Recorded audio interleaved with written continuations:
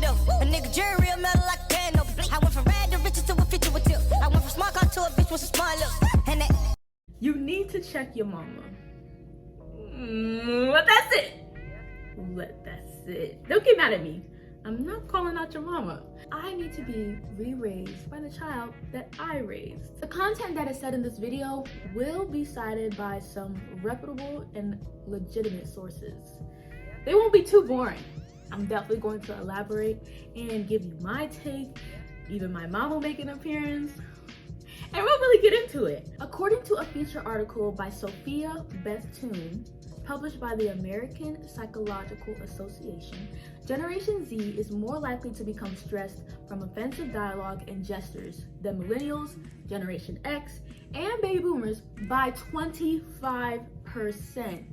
That's a lot. Like, okay, 20% may not be that much, but that is a lot. Just of how we see things, our perspective on a lot of things. What we see is right, what we see is wrong. That has changed from 25% from even millennials to Generation Z, because that was the last generation. So it's definitely jumped. And that brings me to the question, what is said source from said offenses? Are you ready? You're not gonna expect this. Education. Generation Z tends to educate themselves more on their own history, the history of others, and just society in general. When parents are often schooled by their children, that word schooled, I'm pretty sure we've heard it a lot. It means that a lot of resources that weren't available to our parents back then are now available to us. So you can't necessarily get upset or mad if your mom says something offensive sometimes, or your dad says something offensive sometimes, or your aunt or your uncle, and etc., etc. Do they even know why that's offensive? Now, if they do know why and they're just still going to say it, that's a different story. For example, let's say your mom or your dad or somebody is like, I don't understand why white people cannot wear braids. Oh, I said it, we're going there. Just the hairstyle and things like that or whatever. Instead of jumping the gun, let's start educating our parents. Like, where you get your hair from? The Chin store? Is that offensive? Yes. But when you say that all the time. That's not funny. This is why it's not good. This is why it is offensive to XYZ community. Be very specific, so that there's no room for anybody getting upset or confused and then that being translated into disrespect. That's the territory we're trying to not be in. It was really offensive back then. It's just the people that you were offending didn't know that it was offensive. Most of the time, the problem is not with the white person, it's with the black person. The F word. I'm just going to type it right here with a lot of bleeps. This word, often today, is even, not something that you should say. And there's gonna be more words and more actions added every single day. You have to explain. What are some actions that we think offensive? Mom, come here. Be in the video. I want to be in it. So I'm gonna bring my family in. They've been talking behind the camera constantly. Go ahead. Well, what I wanted to say, you said words and actions. When y'all take pictures, sticking your tongue out. That's an action that was offensive when I was growing up. How is sticking your tongue out offensive? It means that you are available. That means like that a sex image. It's a sex thing.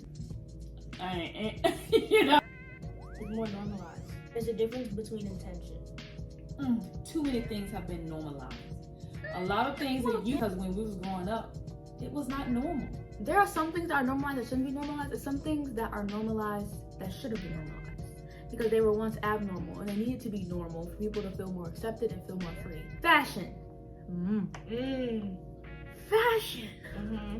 It's gotten very free. So a lot of things that we wear nowadays at early ages to older generations is like, like a no-no. Don't tell me to change, tell the guys to stop looking. That thing. The older generations would say, no, you need to change. Your uncle's coming. Go change because your dad's gonna come over here. And I don't want you to be in their drawers, whatever. But to us, that's like, Why would you should be right. Why are you in the looking first at me in place? that way? Trigger warning, raped or assaulted or those dark things. Some people of older generations, you'll definitely find them the ones that are saying, what was she wearing? Or what was she doing? Victim Was she? blaming a lot. I'm sure when you go to your grandmother's house, your mother or father would say, make sure you dress appropriately. You know, you can't wear this to your grandmother's house. Why? Because it's the older generation. Yes. Right. The apple don't fall far from the tree. I think So if my daughter look a certain way or act in a certain way or may be perceived a certain way, that means that I'm a certain way. So that's how we were raised. Yeah. So yes, that's what she mean by reteaching or re-raising your parents. I think Because a lot of things that you see what's happening. She is just about to interrupt me. We were not allowed to speak when grown-ups were speaking. You see, we weren't allowed to have opinions. Okay, but you know, so sometimes when I'm talking to my daughters and in my head I'm like, your opinion doesn't matter, because that's what I was told, and that's how I was raised. No matter what I said to my parents, it was like my opinion didn't matter, so you don't say it. But your opinion does matter. Yeah. So it's okay, Courtney. Go ahead. You can speak now. I'm done. I think the change between generations and what's normalized and what has been denormalized and things like that, I think it has a lot to do, like I was saying earlier, with intention. For example, fashion. If I dress in all black, which is this has happened before, my mom calls me like emo. She says, "Oh my gosh, do I need to pray? Oh my gosh, Dark. are you depressed? Gothic. This is very like gothic. Are you like a witch? Like, what's going on?" That's not my intention. I just want to wear all black because I like black. There's nothing wrong with wearing all black. For example, if I wear a crop top, low-waisted jeans, and sneakers, my mom thinks, "You being grown." That's not my intention. I just want to wear it because it looks nice. But back in their day, they didn't experiment with different styles for the purpose of without the purpose of intention. They always had an intention to everything that they did, even when it comes down to actions, like she was talking about posing in pictures and things like that. It always had an intention. But do you know why the previous generations, every single thing they did had intention? Therefore, in professional spaces and things like that, things are a no-no. There's don't do this, don't do that, because of social media.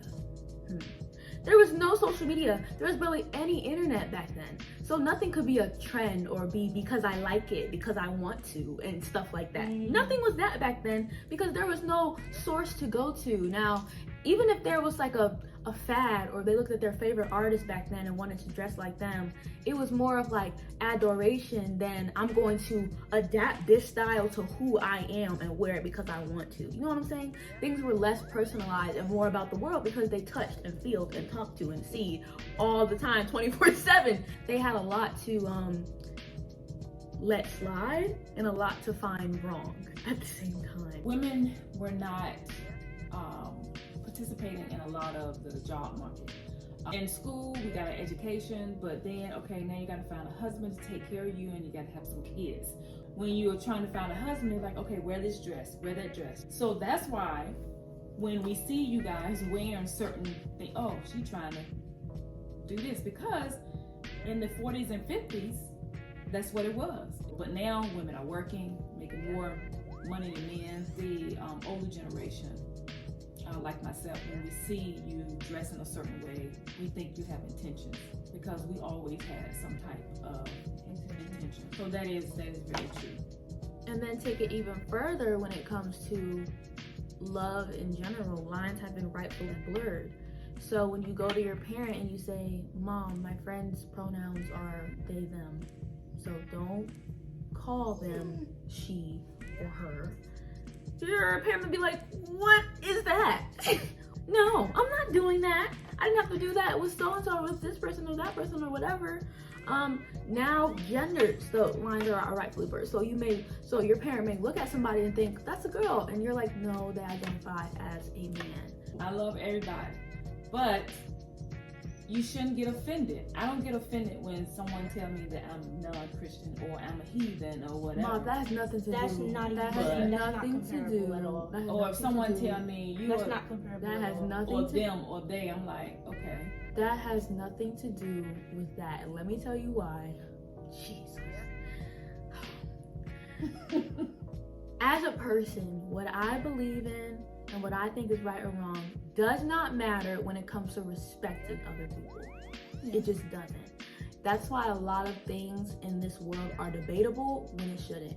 This includes abortion and everything else in between. Right. You cannot be Christian if you cannot respect somebody's pronouns. You cannot be Christian if you cannot respect somebody's choice to have an abortion or not. That comes with being and Christian so on in and so general. on. It's just that I don't understand. If you're one person, you're saying you're them. Right? So if you don't understand something, that means that you don't have to respect that Right. because you don't understand it. Right. If I don't understand something, don't get upset with me or say I'm being offensive when I say But that person. them if saying that, I don't say that person is a them or a they. If I'm like, oh, don't call him a she. Oh my gosh, she just said she to her. I'm like, I don't know. They're them or they. Oh, okay. But people get upset and you don't know. But that's what I'm saying, Ma. That's the whole point of this. For me to say that people should not be upset, they should just educate people. Oh, okay. And then you should be receptive to the point where it doesn't matter what I think, I need to respect and love everybody. Therefore, I will adhere to whatever regulations is necessary to make sure that everybody around me is comfortable. Right. That's like the whole point. Like, for example, when you're being raised and like your parents says something that you're like, that doesn't even make sense. Like, I don't even get why that's like a rule or why that's like something that I need to do, but you respect it still. Like, for example, yes. I think that comes from in our generation. Adults didn't really respect little children. Right. You see what I'm saying? It's like, I don't have to do with you. You're a child. Right. You're what I say. You know what I'm saying? It's like, I don't care what you say. I'm calling you because you're a boy, you're a girl, and that's what I'm calling you. Mm-hmm. If a grown person say, hey, I prefer to be called this or called that, they'd probably be more receptive. But you don't know what you are. I thought I knew too back then. Now, at 13, 14, they're telling people who they are. And we're saying, no, you don't know who you are. You think you know who you are. That's why we're not respectful of that. You know, I don't have to listen to adults. I know what I'm talking about. I can live on my own. I can raise myself. I can go out here and make some money right now. That's how crazy it is. You think you can take care of yourself. with the other generations, it's like accepting themselves as who they are means that entitlement and authority comes with it. That's not how we are. So the whole point of this is to say that that's not your place to say who I am. Your place is to raise me. I have good food over my head. I have all the support and love that I need, and that you instill in me the things that you think, but not force them down my throat or make me believe this or make me believe that or say I should do this or I should think that way or I should do that. I can be whoever I want to be. It doesn't matter if I'm 10, 11, 12, 13, 14, 15, 16, 17, 18, 19, 20. Now, it doesn't mean you're still not my parent. At the end of the day, I still don't sleep under your home, but me sleeping under somebody's home doesn't mean that I have to be somebody that I'm not. And that's what the previous generations were used to doing. Because I'm still under my mom, I gotta be somebody that I'm not. I gotta do things that not because of that's how I feel, but this is what I'm told to do. And that's not what this generation is having. That's not what we're taking. That's not what we're settling for. So on both sides, parents have to understand that, okay, I have to be basically re-raised. And that is not a bad thing. Me raising you after you have already raised me is not a bad thing. It doesn't mean that I don't respect you, that I don't love you. It just means that you have a lot to learn, just like I have a lot to learn. We're both moving and learning and growing, and you do that until you die. No, I don't think the rules are dictating who you are. I think the rules are saying, okay, if you want to do that, then you do that on your time. You know, you do that on your time. But under my rules are you're going to be called this. A child and a parent living in the same house shouldn't mean that the child should be raised to become the parent. Or the child should be raised in the confines that the parent wants when it comes to their identity. You have to raise your child as a separate person. You do get the final say of what I do, not of who I am. You don't get the final say of who I am as my mom or my dad. And I think we share the same roof. You provide with me money. You provide me food and water and things like that. That should come with it. That should be the love that you give me, because love is often what's unconditional. So the parent should give love despite of what I identify as. Why does who I identify as and who I am in my journey dictate how you love me? Oh, now because I want to be called they and them, I can't be under your roof. That is insane, and that is crazy, and that's why I wrote this article in the first place. So as you can see, it's a working in progress, and a lot of the things that parents will say to rebuttal means that they don't want to be re-raised. Now you need to be re-raised and retaught so that you can change what you want to say and what you may think and what you want to do, because it needs to change, because times are changing and I'm changing, and etc, etc, etc. Arthur C. Evans Jr., PhD, American Psychological Association's Chief Executive Officer, said, young people are really feeling the impact of issues in the news, particularly the issues that are beyond their control. This generation is more politically and socially active. The new generation educates themselves on their culture and other cultures around the world. This knowledge uncovers derogatory acts that were once ignored. We're finding out we can be anything that we want to be, and we're finding out that there are a lot of things that need to be fixed. And half of it is because of the media. And parents like to paint the media a bad picture, but really the media has done things and really pushed our awareness to insurmountable amounts, to the point where we should all give ourselves a pat on the back of just how aware we are and how willingly respectful and how willing we are to change. Sometimes parents don't want us to do things, or when we're young say like, you don't know what you are, you don't know what you're doing, because it's often rooted in the fear of us repeating mistakes. And parents have a hard time letting go. They have a hard time letting us figure things out and make the mistakes that they once made. What they have to understand is that it's not their place to step into our journey, because it's not their journey. What they need to focus on, which is the point of this, is their journey, because they still have ways to go. I also want to talk about body positivity.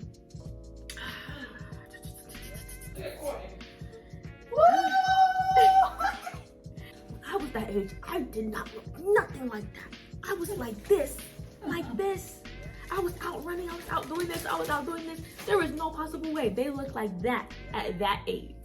And etc, etc, etc. The beauty. Yes, I did. The beauty standard is crazy. Like, y'all. Because how many people are body shaming in their own household? A lot of people. How many times has somebody went to a family reunion and they say, she got a little big over the or she lost a lot of weight. Is she okay? Is she healthy? She's really skinny. Or even he, male body positivity is something that is not even practiced right now in 2022. Love your body. Love your body. Doesn't matter how it is, the way it is. But I say be healthy as well. If you know that it's something that's going to impede your health, work on that. It's all about feeling healthy. It's not about looking healthy. Now, if you know that there's diseases that come in and there's things, that's when you need to really like, okay, I need to know what I need to do. I need to figure it out, whatever. But if you're feeling healthy, then don't let anybody tell you that you don't look healthy.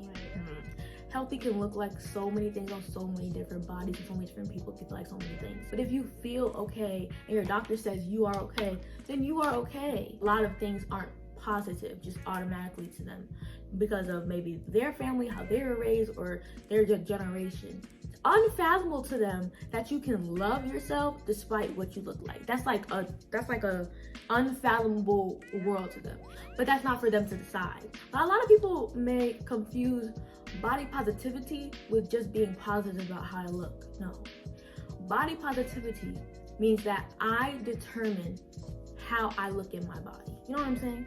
It's almost like body independence. That's what I want to say, almost, rather than positivity. We often put so much power in our parents' words and in our parents' actions. So if your parent says, I didn't like that, it's like your whole world is falling down.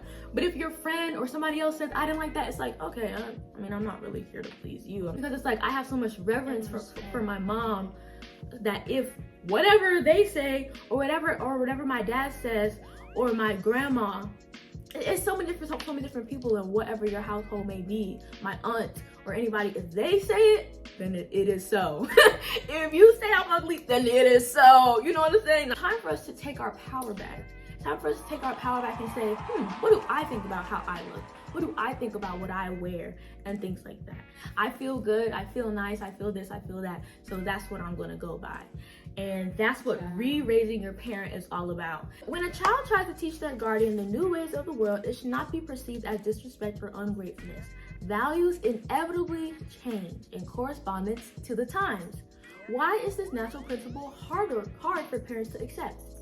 In an article titled The Closed Mind, published by Psychology Today in 2019, Andrea Matthews wrote, "Parents who have closed minds often train their child to believe as they believe, and will even go as far as to outright reject a child who does not agree with their beliefs. These cycles of negligence of awareness create a detrimental strain on the parent-child relationship. Many LGBTQ+ teens are homeless today because they challenge their parents' closed-mindedness. This common behavior has to cease." Because a parent-child relationship should be based off of love, not based off of beliefs and values. And that, my friends, is what we are not ready to hear. We're not ready to hear that.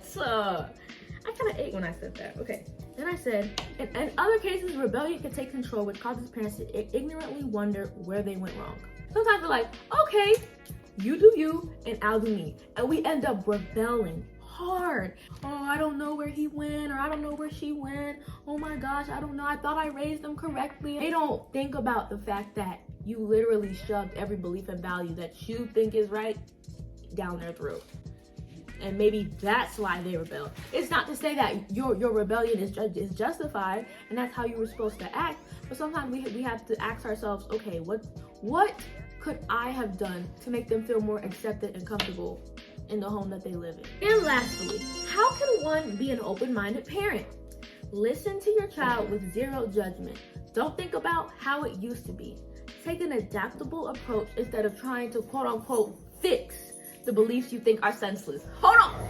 Let me get into that right there. Because a lot of parents want to play fix-it-Felix. Because sometimes what you think is broken is not broken. Love is instilling and relaying to you what you believe is right, but it's not fixing you to believe the same thing. Start questioning yourself as a parent. Are the changes in society truly senseless?